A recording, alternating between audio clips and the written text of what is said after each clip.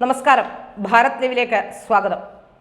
നമ്മൾ കുറച്ച് ദിവസങ്ങളായി ചർച്ച ചെയ്യുന്നത് പിണറായി വിജയനും മകൾ വീണ വിജയനും ഒക്കെ ബന്ധപ്പെട്ട വിവാദങ്ങളാണ്. ഏതായാലും ചെറിയൊരു സംശയം ഇതുമായി ബന്ധപ്പെട്ട് ആലോചിക്കുമ്പോൾ എനിക്ക് തോന്നുന്നൊരു സംശയമാണ്. കഴിഞ്ഞ കുറേ നാളുകളായി ക്ലിഫ് ഹൗസ് അച്ഛന്മാരുറങ്ങാത്ത വീടായി പരിണമിക്കുകയാണോ എന്നതാണ് എൻ്റെ സംശയം.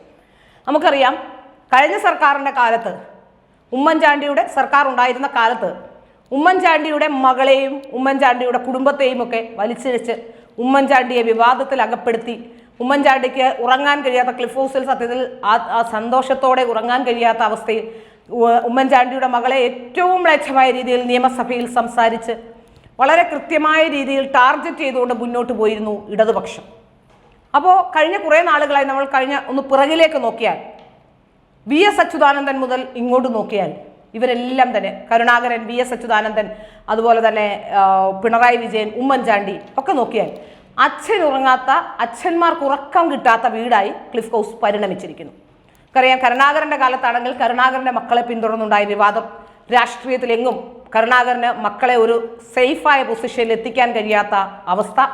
അന്ന് കരുണാകരൻ വളരെ സങ്കടത്തോടെയായിരുന്നു ക്ലിഫ് ഹൗസിൽ ഉറങ്ങിയിരുന്നതെങ്കിൽ അതിനുശേഷം വി എസ് അച്യുതാനന്ദൻ്റെ കാലത്ത് വി എസ് അച്യുതാനന്ദൻ്റെ മകനുമായി ബന്ധപ്പെട്ടുണ്ടായ വിവാദം, ആ വിവാദവും അന്നും മകനെ എവിടെയും എത്തിക്കാൻ കഴിയാത്ത വി എസിൻ്റെ അവസ്ഥ ഒക്കെ നമ്മൾ കണ്ടതാണ്. അതിനുശേഷമാണ് ഉമ്മൻചാണ്ടി മക്കളെ മറ്റൊരു രീതിയിലും, അല്ലെങ്കിൽ ഉമ്മൻചാണ്ടിയുടെ ആ ഒരു ബലമനുസരിച്ചോ അല്ലെങ്കിൽ ഉമ്മൻചാണ്ടിയുടെ ഒരു പ്രാഗൽഭ്യം അനുസരിച്ചോ ഉമ്മൻചാണ്ടിയുടെ മക്കളെ അദ്ദേഹത്തിൻ്റെ അധികാരസ്ഥാനം വെച്ചുകൊണ്ടോ എങ്ങും എത്തിക്കാൻ ശ്രമിച്ചിട്ടില്ല. എന്നാൽ മറ്റുള്ള എല്ലാവരും, ഉമ്മൻചാണ്ടിക്ക് മുമ്പുണ്ടായിരുന്ന കെ കരുണാകരനായിരുന്നാലും വി എസ് അച്യുതാനന്ദനായിരുന്നാലും ഇപ്പോഴുള്ള പിണറായി വിജയനായിരുന്നാലും മക്കളെയൊക്കെ അവരുടെ അധികാരം ഉപയോഗിച്ച് ആ അധികാര ദുർവിനിയോഗം നടത്തിക്കൊണ്ട് മക്കളെ സംരക്ഷിക്കാൻ ശ്രമിക്കുകയായിരുന്നു എന്ന് വ്യക്തമാവുകയാണ്. അത്തരത്തിലൊരു സംരക്ഷണം ഒരുക്കാൻ ഉമ്മൻചാണ്ടി മക്കളെ അത്തരത്തിൽ സംരക്ഷിക്കാൻ തയ്യാറായിരുന്നില്ല.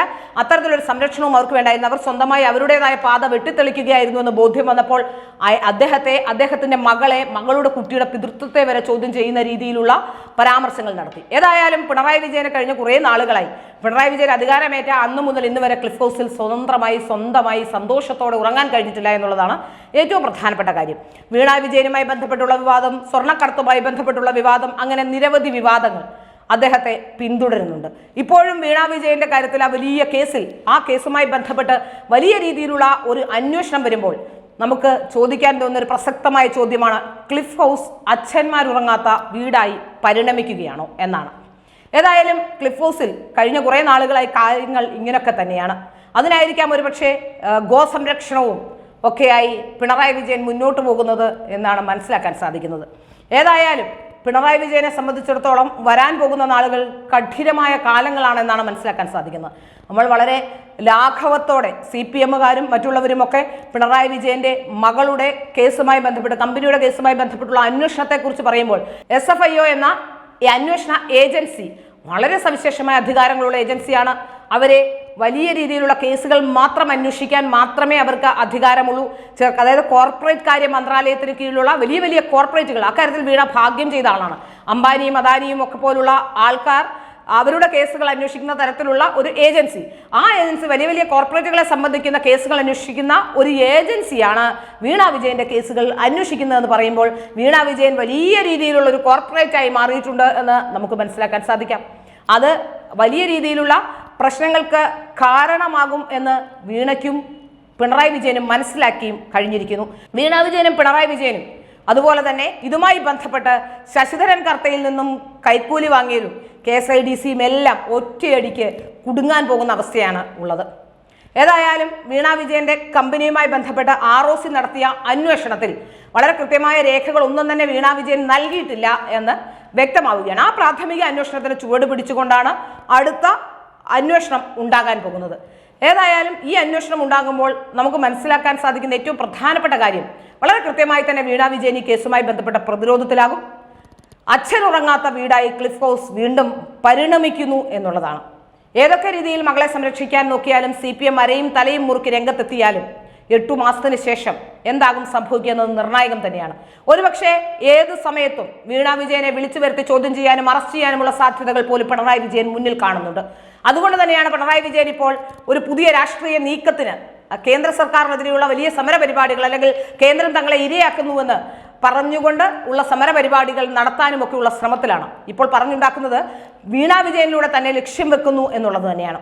ഏതായാലും വീണ വിജയനോട് ലക്ഷ്യം വെച്ചാലും വീണ വിജയൻ ഇന്ന് വരെ കിട്ടിയിട്ടുള്ള ബിസിനസ് ബന്ധങ്ങളും വീണ വിജയന്റെ എല്ലാ തരത്തിലുള്ള ബിസിനസ് കാര്യങ്ങളും എല്ലാം ബന്ധപ്പെട്ട് കിടക്കുന്നത് പിണറായി വിജയന്റെ മുഖ്യമന്ത്രി പദവിയുമായി ബന്ധപ്പെട്ട് തന്നെയാണെന്ന് നമുക്കേവർക്കും അറിയാം. അതുകൊണ്ട് തന്നെയാണ് തീർച്ചയായും വീണ വിജയൻ ഈ വിഷയത്തിൽ പ്രതിരോധത്തിലാകും എന്ന് മനസ്സിലാക്കാൻ സാധിക്കുന്നത്. വീണ വിജയൻ മാത്രമല്ല, പിണറായി വിജയനും പ്രതിരോധത്തിലാകുന്ന അവസ്ഥ വരും. ഏതായാലും KSIDCയും CMRലും പിണറായി വിജയനും വീണ വിജയനും ഒക്കെയായുള്ള ഒരു ഒളിച്ചുകളി ഇപ്പോൾ അതൊരു ഒളിച്ചുകളിയായി നിൽക്കുകയാണ്. അത് മറന്നീക്കി പുറത്തു വരുമ്പോൾ തന്നെ നമുക്ക് ആശ്വസിക്കാം. ഏതായാലും അച്ഛനുറങ്ങാത്ത വീടായി പരിണമിക്കുന്ന ക്ലിഫ് ഹൗസ് ഒരുപക്ഷെ ഉമ്മൻചാണ്ടിയുടെ മനസ്സേറെ വേദനിച്ചിട്ടുണ്ടാവും. അതുകൊണ്ട് തന്നെയാണ് മകളെ കൊണ്ട് തന്നെ ഉമ്മൻചാണ്ടിയുടെ മകളുടെ കുട്ടിയുടെ പിതൃത്വം പോലും ചോദ്യം ചെയ്ത് നിയമസഭയിൽ VS അച്യുതാനന്ദൻ അടക്കം നടത്തിയ വൃത്തികെട്ട നെറികെട്ട ഒരു പ്രസ്താവന നമുക്കറിയാം. അത് പിന്നീട് നിയമസഭാ രേഖകളിൽ നിന്നും മാറ്റുകയായിരുന്നു. അതുപോലും ചോദ്യം ചെയ്ത പിണറായി വിജയന് അടുത്ത കാലഘട്ടത്തിൽ തന്നെ വളരെ കാലങ്ങൾ അധികം പോകാതെ മുന്നോട്ട് പോകുമ്പോൾ വളരെ കൃത്യമായി തന്നെ അതേ അവസ്ഥയിലൂടെ തന്നെ മകളെ കൊണ്ട് തന്നെയുള്ള ദുഃഖത്താൽ നീറി ക്ലിഫ് ഹൗസിൽ കഴിയുകയാണ്. അച്ഛനുറങ്ങാത്ത വീടായി പരിണമിക്കുകയാണ് പിണറായി വിജയന്റെ ക്ലിഫ് ഹൗസ് ഇപ്പോൾ.